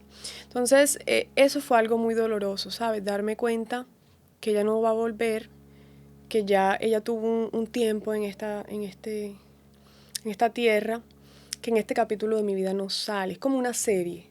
Y en esta temporada ya no está. Entonces, lo que te iba a decir ahorita que te dije, ahora te voy a contar algo impactante. Y es que a mí, claro, el duelo sigue. Está integrado en mi vida, pero sí. A mí me impacta y me parece cruel que es que mi mamá no conoció a esta Sofía. Ella se fue con la versión de antes. La versión de uno cuando uno no tiene hijos, imagínate. Claro. Cuando uno tiene hijos ya uno se vuelve súper poderoso. Bueno, la mamá que quiere avanzar y que además atraviesa un proceso, sí. Se vuelve sabia, se vuelve... No, se potencia. Sí, además, pues yo en la salud mental, mi mamá esa Sofía no la conoció. No tiene ni idea. Sí, la gente te dice, no, pero ella te está viendo, ella está en medio de ti, pero en teoría hablando, ella no tiene ni idea que yo me convertí en esto, que yo me convertí en la madre que soy, que te digo, a orgullo, yo soy una madre maravillosa, o sea, de verdad. ¿Eso qué sentimientos te trae? Que no hubo ese encuentro. No, me parece re cruel. Ese encuentro y que no conoció a esta nueva Sofía. No conoció a esta Sofía, no tiene ni idea quién es mi hija. Las locuras con las que mi hija sale, que eran las mismas locuras con las que yo le salía a ella, que además hablando de maternidad te digo, que yo fui mi mamá se hizo mucho tratamiento para poder tener a mi hermana mayor. Duró 5 años intentando tenerla. Después llegó mi hermano, después llegué yo, pero yo llegué un gol. Y eso debió haber sido difícil. Tercer hijo, en ese tiempo mi mamá trabajaba mucho. En ese momento también estaba en medio pues, de estas situaciones de pareja que suceden con mi papá. Y yo me acuerdo, y ahora lo compruebo con mi hija, eso no lo supe sino hasta ahora, que esas locuras, que yo soy una persona muy extrovertida y salgo con esas cosas, esa picardía, ahora que yo la veo en mi hija, yo digo, esa picardía era lo que a mi mamá la sostenía. Cuando yo llegué a su vida, que yo llegué a acomodarme. Hola, ¿cómo están? Sí, claro. Sí, aquí me siento porque no me estaban esperando. Esto está caótico, pero aquí voy a intentar. Pero yo desde mi manera de ser, yo sé que esa picardía le daba alegría a mi mamá. Y eso la sostenía. Entonces yo ahora veo a mi hija haciendo esas cosas que te digo. Y yo digo, definitivamente, eso es mi vitamina. Y agradezco mucho la vida que Dios me haya dado como esa picardía para yo ser la vitamina de mi mamá. Entonces, claro, nace tu hija, yo decidí una maternidad solitaria. ¿En qué sentido? Yo dije, ok, ya no está dentro de mí, ya yo, hija, te cumplí con los 4 acuerdos que te dije, ya te alimenté, te di agua, dormí.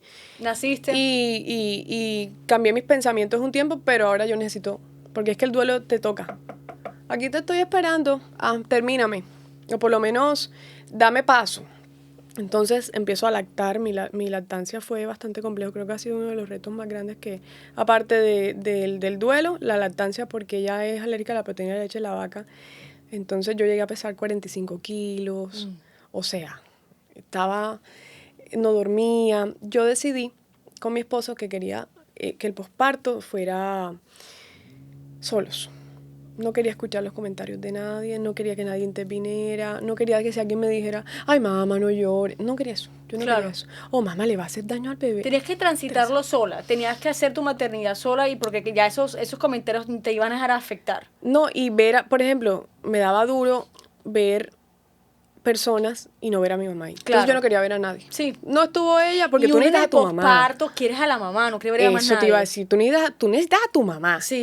Aquí, ni así que suegra, no ni venga nada. nadie, que no quiero ver a nadie, no se lo tomen personal, pero yo no quiero ver. Totalmente. Te digo, yo creo que ni a mi hermana. Mi hermana fue muy pocas veces a ayudarme, porque además cuando nos veíamos en llanto. Y eso... Sí, que quién ayudaba a quién. Imagínate, sí. Sí, de verdad que voy a tener otro hijo para que podamos ayudarnos, porque es que en ese momento no se dio, no pudimos. Claro. No, además, mi hermana también estaba, es que cada quien está en su duelo. Claro, es que no se puede olvidar que también habían dos personas que estaban en un duelo y que estaban transitando este dolor de una manera distinta. Y ella siendo mamá también, porque... Claro, esa es otra historia. Queda su hija sin su abuela. Claro. Y sin mi mamá, que era su pilar, porque tú sabes, la abuela, ella era la típica abuela red de apoyo. Claro. Entonces yo, sin red de apoyo, sola, lactaba, y yo me acuerdo que yo lloraba esas madrugadas, Dios mío. Porque además yo siempre he sido una persona muy disciplinada, entonces había que levantarse para la extracción poderosa. Sofía se levantaba para la extracción poderosa. Yo nunca fui como, yo no le dejo nada al destino, entonces nunca como que... Claro, no, deja ser, no. Sí, no, y además yo decía, tengo un compromiso, tengo que sacar esto adelante, como mi mamá hizo conmigo, con entereza. Mira, yo no te lo he dicho, pero yo te iba a llevar un regalo, era para que lloraras. Sí, no, entonces, no, y a veces, ¿sabes qué hacía? Me mandaba unas carticas y me ponía a llorar, o me mandaba un brownie, mi mamá tuviese cositas, o me mandaba, pon tú, algo, una mariposita ahí pegada, entonces me daba ánimo, pero es que también... Pero es que el dolor tiene que salir. Tiene que salir. Claro, era de una buena manera. De una buena, no, sí, de una buena manera, pero yo en ese momento quería hacerlo sola, porque es que además tú empiezas a recapitular tu vida, tu crianza. Cuando uno tiene un hijo, uno empieza a decir, ay, mi mamá, ¿cómo hacía? ¿Qué hubiera hecho mi mamá? ¿Qué hubiese hecho? Le quiero preguntar esto. ¿Qué tal si hago esto o hago lo otro? Exacto. Y también hay otro tema, y es que empiezas a pensar en cómo fue su vida. Empiezas a replantear la crianza de ella. ¿Por qué mi mamá actuó así? ¿Por qué yo actué así? No, eso pasa de todo. Eso ahí pasa de todo. Yo no te puedo explicar qué duelo tan complejo es. Qué duelo tan difícil, yo lactando, sola, no quería que nadie me ayudara. Había que cambiar 10 pañales al día, los 10 pañales los quería cambiar yo, porque yo quería ser madre, pero además como para sentirme madre, para sentir a mi mamá, no sé cómo explicar. Sí, claro, era esa parte, y también no querías que nadie se entrometiera en la situación y te empeorara también tus emociones, o se metieran en un rancho donde tú ahora mismo no estabas como tan bien. Exacto. No sé cómo explicarlo. Y como ocupar el puesto, que mi mamá no está, voy a ocupar yo entonces su puesto, porque su puesto es intocable. Es intocable. Claro, entonces fue bastante difícil la lactancia, la soledad. Llegaba un punto en que ya yo no quería socializar con nadie, no quería socializar. Veía mucho las nubes. De hecho, tengo un podcast que voy a grabar en estos días. De las nubes, aprovechaba y escribía, porque yo veía las nubes y eso me calmaba, veía el sol, pero no quería hablar con nadie. Me encerré. Pero ¿qué pasa? Que como el duelo tiene varias etapas, lo que te dije, y como sigo estudiando, me inscribí a la maestría, dije yo me tengo que capacitar, porque además los pacientes siguen, porque esa es otra cosa. Dios viene y te dice, bueno, te di talento, te di una prueba, ¿qué vas a hacer con eso? Claro. ¿No quieres avanzar? Te voy a dar gente. Y la gente te va a decir, empiezan a tocar todos al mismo tiempo, que tú quedas, Dios mío, ¿pero qué quieres? Claro, esa es la otra, empiezas a hacer las paces con Dios. Es imposible, Dios te dio un milagro tan grande como un hijo, porque además uno empieza a ver el milagro de Dios todo el tiempo. Eso es maravilloso. Entonces, haces las paces con Dios, que en realidad nunca fue que terminamos la relación Diosito y yo, pero sí estuvimos como... Sí. Estuvo muy confrontada. Claro, esa era la palabra. Fue muy confrontante. Entonces, bueno, empieza la gente a tocar, tal, y entonces yo digo, no, y eso es lo que hoy en día, hablando de hoy en día, me tiene como en el impulso de ¿qué voy a hacer con todo esto? Listo, ya esta persona se fue, tampoco me puedo quedar en el abismo porque es que allí hay una historia familiar que además necesito crear, que eso es lo cruel que te digo. No sé si a ti te pasa, pero tú le preguntas a tu mamá, bueno, mami, ¿cómo era tu vida? No, cuando tú naciste, o sea, yo siento que la vida de los padres empieza cuando nace uno. Eso es así, uno pocas veces escucha a uno diciendo, no, cuando yo tenía 17, a menos de que cuenten la típica historia de yo me iba a casar con un rico, pero no me casé. Con un magnete árabe. Sí, pero no, decidí a tu papá. A menos de que te cuenten eso. Yo digo, pero ven acá, mamá bella, pero hubiéramos estado por allá. Sí, a menos de que te cuenten eso, solo te cuentan desde que tú naciste. Entonces yo digo, bueno, ya yo estoy en esta etapa de la vida que además mi mamá no tiene ni idea, no la conoció, pero ¿qué voy a hacer con todo esto? Yo tengo que avanzar. El duelo sigue porque, por ejemplo, un duelo es lo que ella no conoció, lo que hubiese sido sí. Claro. Por ejemplo, ahora mi hija que entró al colegio, yo me imagino a mi mamá haciéndole lacitos, mi mamá le encantaba hacer los moños, eso no pasó. ¿Qué ha pasado? Mi hermana, por ejemplo, ella yo sé que identifica mi dolor, entonces me compra los lacitos. Tengo una amiga que, linda. A mí, por ejemplo, las cositas estas bordadas que tienen el nombre, como lo vestían uno antes. Tengo una amiga que de hecho es la madrina de mi hija. Ella sabe que yo necesitaba que mi mamá le regalara esos típicos regalos de abuela y ella me los manda. En diciembre, el 31, tenía aquí Paulina escrito, bordado. Ella intenta suplir. Por eso te digo, es bonito también porque así como hay personas que se alejan, que se van como la ola que se retira, empieza a llegar gente que te quiere ayudar y que quiere que tú salgas adelante y que además, como están desde otro ángulo, ven ese potencial y dicen, no, ella tiene mucho que contar, tiene cómo ayudar personas. Claro. ¿Crees que Paulina sí, o sea, te ayudó, no a salirte del duelo, pero sí como a evolucionarlo y ya como transformarlo, no sé cómo distinto? ¿Sabes qué pasa? Que cuando yo te dije, no, este regalo me lo mandó mi mamá, yo decía, se fue, pero me tiró una soga. Claro. Ella es la soga, Paulina fue la soga. Porque es que si no, ¿qué sentido? Ya tú llegas a un punto que tú no quieres saber ni de esposo, ni de trabajo, ni de nadie, porque es que tú estás en ese dolor. ¿Y qué pasa con la salud mental? Así como te hablé de las olas, cuando quieres ver la depresión es un tsunami que te arrastra. Pueden haber palmeras que tú te vas agarrando, pero te vas a caer. Te arrastra y si te llevó lejos, te llevó lejos. Entonces empiezan a aparecer, por ejemplo, hay pacientes que empiezan a aparecer ideas suicidas. No, si tú le das un mal manejo, te lleva. Y esa es la invitación también a todas las personas a que no tengan miedo ni pena de alzar la voz, porque es que hay recursos. Sí. Si tú no tienes cómo ayudarte, ayúdate. Si, por ejemplo, hay personas que no tienen cómo gestionar el dolor, bueno, busca a alguien, un amigo, alguien que te pueda ayudar a gestionarlo, porque si tú te quedas en ese entorno que te hunde, te vas a hundir. Yo me acuerdo una noche, eso tampoco nadie lo sabe, una noche yo salí al balcón. Yo estaba mal. Salí al balcón y eso es una realidad en la salud mental. Empiezan a aparecer pensamientos. Yo miré para abajo, obviamente no con la intención de hacerlo, pero miré para abajo y dije, ay Dios mío, pensar que uno se tira de aquí y se acabó este dolor. Tú buscas acabar con ese dolor, pensé yo en ese momento. Y yo me acuerdo que hubo una brisa de esas heladas aquí de barranquilleras que me abrazó. Y yo me acuerdo que el pelo me tapó todo, o sea, el pelo me abrazó y esa brisa que yo dejé como de ver. Y yo pensé, en ese momento como el sonido, como si Dios me hubiese dicho, ese pensamiento no, porque tú tienes una hija.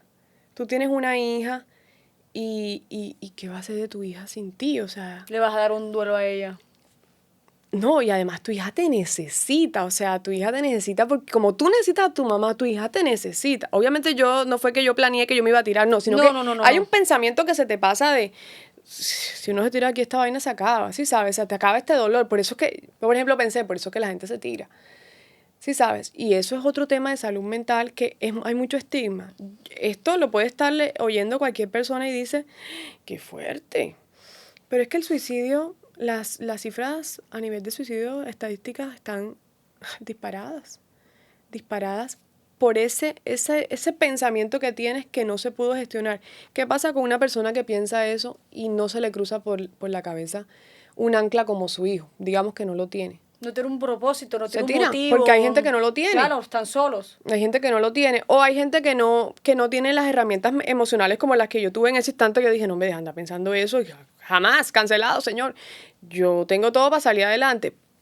Pero ¿y si ese pensamiento avanza? Esa es la ola que te digo. Que la invitación es a los pacientes de decir, pidan ayuda. Porque si uno que trabaja con salud mental tiene propósitos y está avanzado y tiene las herramientas, imagínate. Se le cruza ese pensamiento que, ahí te digo, mira tú como el mal, y hay otro tema que te quiero tocar que me parece súper importante, ya lo hablamos, mira tú como el mal empieza como a envolverte. Entonces yo, ¿sabes qué hice? Me senté en la silla y dije, empecé a orar. Dios mío, gracias por mi hija, gracias por mi casa, gracias por este duelo, gracias por mi mamá, gracias por mi... Empecé como a llenarme de motivos. Y ¿sabes qué? Dije, no ni siquiera motivos para no tirarme, porque eso no iba a pasar, sino motivos para disipar ese pensamiento. Y dije, Dios mío, llévate este pensamiento no es de vida, es de muerte. Y no lo quiero cerca de mí, Dios mío. Llévatelo y tráeme pensamientos de vida, pensamientos que construyan, que me transformen. Hazme una mujer sabia para edificar mi hogar, para edificar a mi hija. Y ¿sabes qué también? En ese momento le dije, Dios mío, ¿sabes qué? Asumo el reto. Y por eso estoy aquí. Asumo el reto de alzar mi voz. Porque esto le puede servir a alguien. Claro. Ya me diste dones, porque además Dios me ha dado el don de la palabra, yo escribo. Me diste dones, me diste talento, me diste capacidades, me diste la prueba. Aquí estoy. O sea, yo lo tomé como eso, como un... Se lo transformaste. Sí, aquí estoy, Dios mío, gracias. Y me entré. Me entré y me fui a dormir con mi hijita, porque eso fue tarde. Lo que te iba a contar es que me parece impactante este tema, y voy a hablarlo en el podcast, y es que las redes sociales, tú sabes que el entorno importa, lo que te dije, pero las redes sociales están pasando por un momento difícil. Y es que el algoritmo, así como el algoritmo es mágico, por ejemplo, algoritmo haz tu magia, muéstranos a personas que me estén necesitando escuchar hoy, ¿cierto? O claro. madres que estén pasando por esto, personas, así también como es mágico para eso, es mágico para el mal. Claro. Ahora el mal, eso que uno le dice como que ese es el mal que te quiere enredar, ahora el mal se volvió virtual. Entonces imagínate que eso lo he hablado con varios pacientes y llegué a esa conclusión, y es que ahora el mal empieza a mostrarte el algoritmo cosas como, hablando de madres, te pongo un ejemplo. El típico comentario que empieza. Si tu esposa no te presta atención por estar pendiente de tus hijos y la ves en el celular, ten cuidado, porque eso es que está hablando, sí sabes, claro. ahora empieza, además que son con IA. Sí. Pura inteligencia artificial. Y personas que no son de verdad. Exacto, entonces empieza como, y hay gente, no, y además hay unas que no son con inteligencia artificial. Entonces empieza la gente a llenarse de contenido que te refuerzan esas ideas negativas. Eso te lo hablé, por ejemplo, en torno al esposo que se quiere separar. Te pongo un ejemplo de, por ejemplo, el paciente que tiene un trastorno alimenticio. Entonces empieza, si tú no te sientes bien con tu cuerpo, ¿qué será? Haz el reto. Castígate. Uh-huh. Sí, porque tú no debiste haber nacido así. O sea, entonces ahora el algoritmo está haciendo unas cosas terribles en la salud mental, así como hace cosas positivas, y ese es el compromiso que tenemos nosotros de hacer, construir a favor y en propósito. Y algo que también quiero agregar, ChatGPT no es tu terapeuta. Esa es la otra.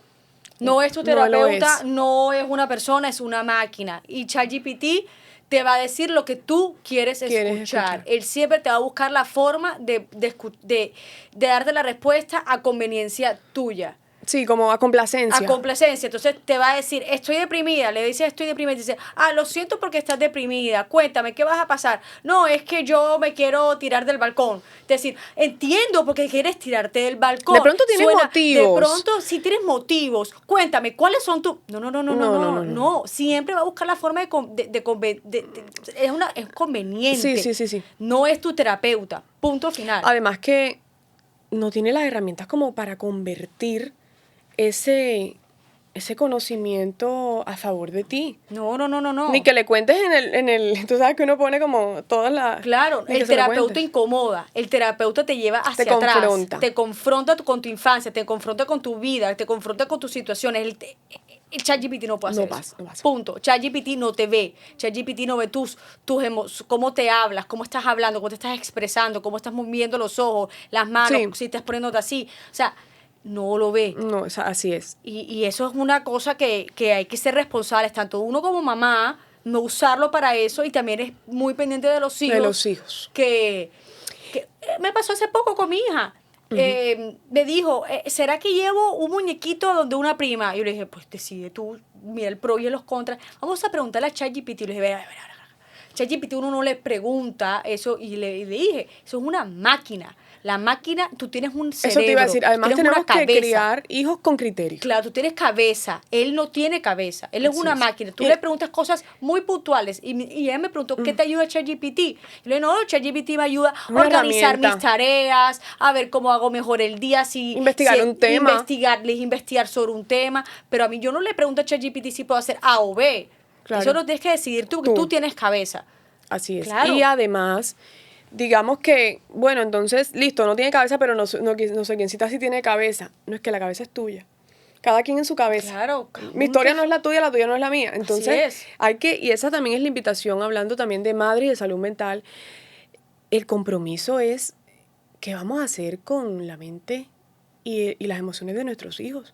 Hay que liderar como madres y criar niños con autoridad emocional. Y con poder de decisión. Mental, sí, claro, porque es que Dios nos ha dado un poder de dominio propio y de valentía para decir, ¿sabes qué? Que esto no me gusta, no estoy de acuerdo. Yo te digo, yo quisiera meterle en la cabeza a mi hija en la crianza, ¿sabes qué? Cuando no estoy de acuerdo con la profe, levanta la mano. No estoy de acuerdo, vamos a debatir, ¿por qué? Claro, totalmente. Porque es que así fue que nos criaron a nosotras, ese fue como el... Sí, claro. Y ahora no, ya los niños tragan entero.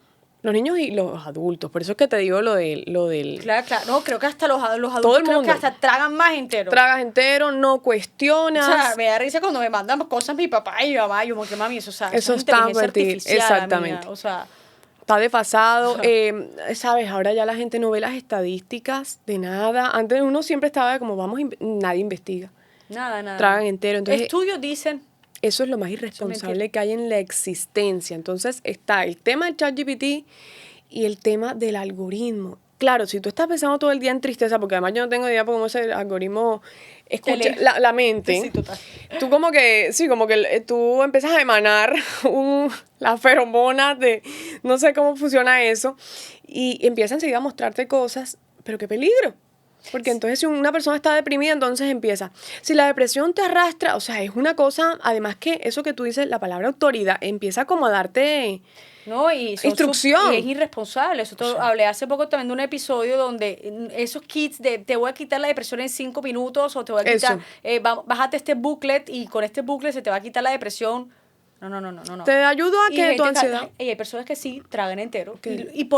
Y no lo juzgo, sino que la persona está tan desesperada y no tiene los recursos, no tiene un red de apoyo, no tiene quien lo guía, que traga entero. Y lo va a comprar, y lo va a hacer, y no le va a funcionar, y la depresión va a ser peor.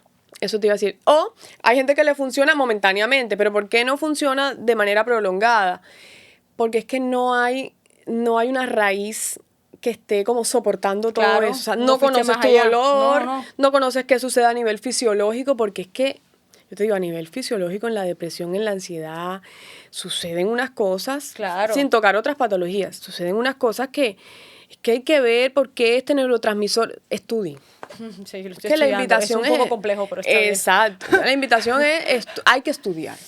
Como yo me senté, bueno, voy a estudiar esta situación. Claro, y esto fue lo que te ayudó a que este duelo se fuera transformando a algo positivo y productivo. Y más que positivo, porque obviamente hay cosas también negativas. Claro, totalmente. Más que positivos es constructivo. Se pudo construir algo a partir de ahí. No fue algo que sucedió en vano y que ahí quedó como un simple dolor. Hay gente que queda es como, perdí a esta persona y dolor. No fue un simple dolor. Aquí yo hice algo con este dolor y no solamente lo hice para mí, lo hice para los demás, construí algo para los demás. Ayudar a los demás. Exacto. Y ese entonces es lo que te dije en tu honor hoy sigo, es como el propósito del legado que yo te digo mi mamá vive, porque ella, su profesión era fonoaudióloga. Entonces mi mamá era una persona que ayudaba a las personas con discapacidad de todo tipo. Y aparte, pues la red de apoyo. Entonces, a la persona que tenía una discapacidad visual, auditiva, autista, etc. Entonces, yo en ella vi como ese don de servicio, pero a la vez esa necesidad ella tenía esa necesidad de ayudar a que la gente avanzara. Claro. Claro, porque tú, la persona, por ejemplo, un niño que tú agarras al primer diagnóstico con autismo, hay muchas cosas que hacer con él. O con una neurodiversidad, hay muchas cosas que hacer, entonces vamos cómo avanzamos y cómo también su red de apoyo lo ayuda, se articula y cómo también ese niño ayuda a la red de apoyo porque es que suceden también duelos ahí. Entonces, ese es el legado. Así es. Que como madre ella dejó en mí, que yo lo sostengo. Y bueno, llega un punto en que yo creo que la gente dice, no, pero ella ¿qué tanto se ancla a ese tema de la mamá? Es que ese es el propósito ahí están las mamás en el backstage. O sea, siempre para que haya una excelente persona, tiene que haber una madre que intencionó también, claro, qué bonito, en que eso se diera. Hay gente que dirá, no, wow.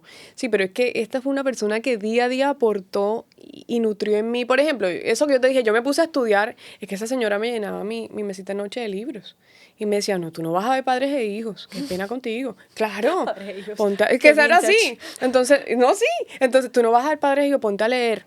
Entonces, yo me acuerdo que me compraba libros, Sangre de Campeones, no sé si tú te leíste, claro. Sangre de Campeones sin cadenas. Sí. Ella me compraba los libros para que tú sabes que ahí pasaban esos temas sexuales estigmatizados que sucedían en Sangre de Campeones. Ella buscaba la manera de que yo abriera mi mente, conociera que hay un mundo.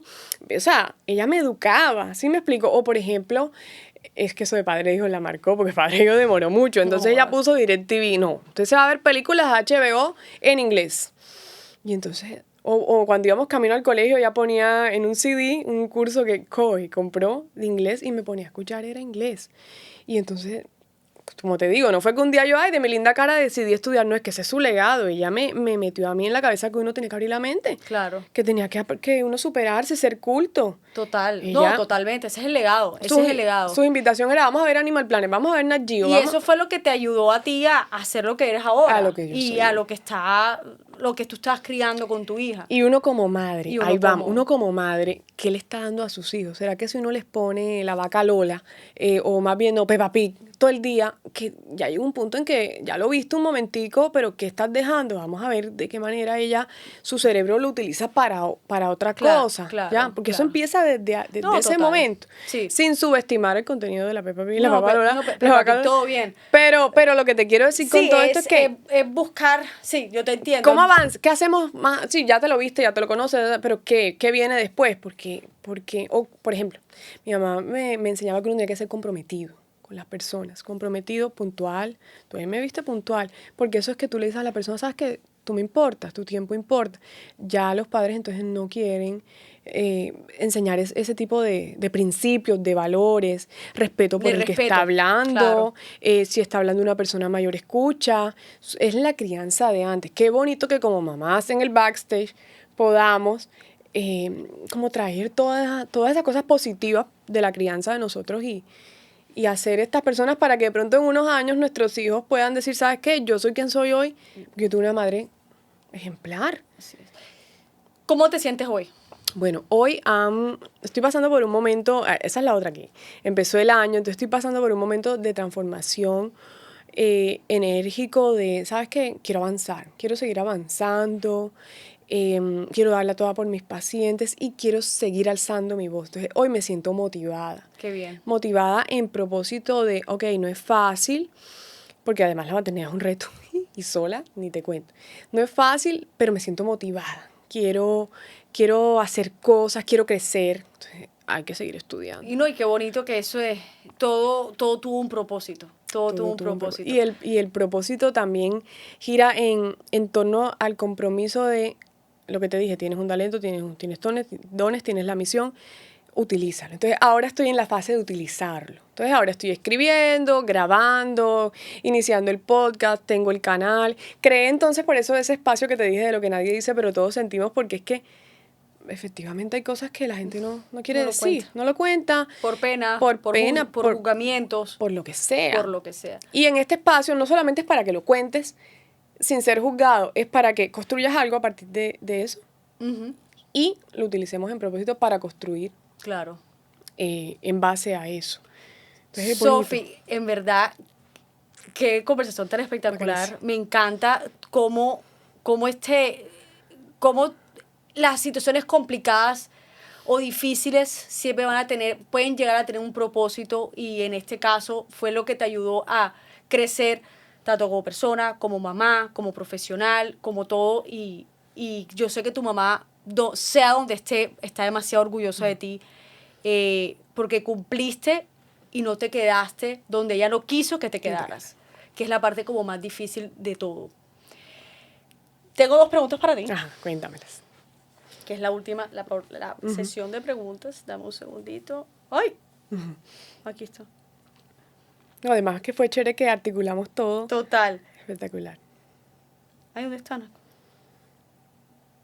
Si pudieras hablarle a esa Sofía que perdió su primer embarazo después de tanto buscarlo, ¿qué le dirías hoy que en ese momento no pudo decirse? Imagínate. Bueno, le diría con calma que Dios te va a dar vida. Y Dios no solamente da vida a través de un hijo. O sea, Dios te da vida a través de todo lo que va sucediendo, porque eso va como llenándote de fuerza. Claro. Entonces, con calma, las cosas se van a dar en su tiempo, no tienes que forzarlo, porque en ese momento en que Dios te dé ese hijo, que es una promesa además, en ese momento vas a ser la madre que tú anhelas ser, pero potenciada.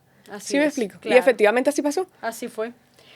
La última, bueno, la segunda pregunta es, hoy que dices que la maternidad y el servicio te han sanado, ¿qué heridas sientes que ya no duele igual que antes? Los traumas de la infancia. Por ejemplo, hay heridas, la herida del abandono y de la traición, por ejemplo, de las cosas que pudieron ser de una manera y no fueron, yo ya las he sanado. ¿Sí, Qué sabes? bueno. Como entender que las cosas ocurren de una manera, con un propósito. Eso ya yo no tengo como ese dolor de que hubiera sido sí o porque las cosas pasaron así. No, eso lo he sanado muchísimo, porque ahora que ya no está y que no está el bebé y que he perdido cosas, porque pierde uno todo, entiende uno más la vida. Entonces, esa herida de incomprensión de por qué yo, esa victimización, o que sientes que el mundo se te viene encima solo a ti, eso lo he sanado. Lo has sanado. Qué bonito. Eso es lindo. Sofi, gracias por esta conversación. Ahí están las cámaras por si quieres dejar tus redes sociales o también dejar un mensaje a alguna mamá, las mamás, lo que quieras. Ahí están las cámaras. Bueno, en redes sociales aparezco como @altísimo.co y el canal del podcast se llama Lo que nadie dice pero todos sentimos. Está en Spotify, en YouTube, bueno, en todas las plataformas.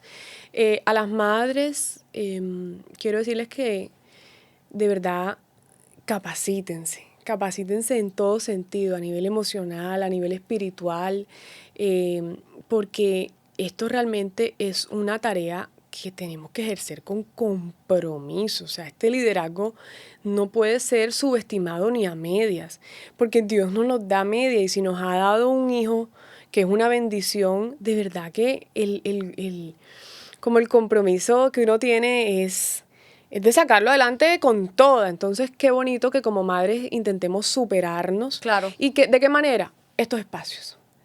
En vez de uno estar escuchando cualquier cosa por ahí, qué bonito, esto es edificante. Bueno, si a esa persona le pasó eso, entonces a mí me puede pasar. Entonces, que a todas esas madres que pronto están pasando por un momento difícil, se puede salir adelante, pero con herramientas. Así es. Con herramientas de superación. Y también la invitación a las madres es, si vamos a dejar huellas en este mundo, vamos a dejarlas con propósito, porque esa es la manera de que trascienda nuestro legado. Por ejemplo, ya mi mamá no está en esta tierra, pero dejó huellas. Es inevitable que esa señora pasó por aquí. Y tú vas a dejar unas huellas que también tu hija la va a tomar para ella hacer su propia huella. Porque ¿sabes algo? En 100 años todos muertos. Sí. En 100 años todos muertos. Eso es una realidad. Pero ¿qué pasó? Por ejemplo, cuando yo leo, que estoy estudiando, no sé quiéncito, el filósofo tal, o el científico hizo tal estudio, digo, ¿qué tuvo que hacer este hombre para que yo 300 años después esté yo leyendo sobre él? Claro. ¡Wow! Entonces, qué bonito dejar esa huella que por lo menos tu hija diga, no, es que sabes que mi bisabuela rompió con tal patrón generacional y ya yo entonces por eso esta generación de mi bisabuela para acá somos libres de ese pensamiento. Hermoso. Total. Entonces, qué bonito, transfórmense, capacítense. No es fácil, obviamente en el día a día pasan cosas que, por eso, la salud mental te lleva y te enreda, pero hay que tener la disposición y esa misma que yo tuve, decir, no, yo tengo una hija y yo voy para adelante. Entonces, bonito. Sophie, y de la mano de Dios. Gracias por esta conversación. Y bueno, esto es Mamás en el Backstage. No se les olvide suscribirse a nuestro canal de YouTube o calificarnos con 5 estrellas por Spotify. Nos vemos en la próxima. Bye. Chao.